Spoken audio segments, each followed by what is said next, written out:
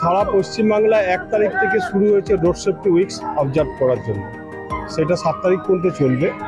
সেই আমাদের এডিপিসিও ব্যতিক্রম নয়। আমরাও আমাদের জেলাতে বিভিন্ন ট্রাফিক গার্ড বিভিন্ন দিনে অনেক প্রোগ্রাম করছে।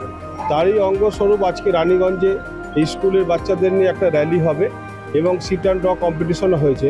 আমাদের একটাই উদ্দেশ্য, মানুষকে একটু বোঝানো বা ছাত্রছাত্রীদের বোঝানো যে কতগুলো নিয়ম আছে, সেই ট্রাফিক নিয়ম আছে, সেই নিয়মগুলো মেনে চললে আমরা একটু রোড অ্যাক্সিডেন্ট কমাতে পারবো, ট্রাফিক জ্যামটা হবে না। এই নিয়ে সচেতনতা হিসেবে সচেতন করার জন্য আমরা একটা র্যালি করছি। রোড অ্যাক্সিডেন্ট কি কমেছে না এবারে তুলনায় বেড়েছে? কমেছে, প্রায় 60% কমেছে। এই যে ট্রাফিক নিয়ন্ত্রণ বা রোড জ্যাম, রাস্তাটা এরকমই জ্যাম হয়ে যায়, এই বিষয়ে আপনি কি বলবেন? Raniganj town is a congested একদম, কিন্তু একটাই রাস্তা গেছে NH60 বলছে NSB রোড, যেটা রানীগঞ্জ টাউনের থিকলি পপুলেটেড এলাকার উপর দিয়ে গেছে। অনেক টোটো চলে, অনেক গাড়ি চলে, বিভিন্ন বাঁকুড়ার যোগাযোগ ব্যবস্থাও মানে যোগাযোগের মেন হার্ট লাইন বলে অনেক গাড়ি এদিকেও আসে, তারা যাতায়াত করে।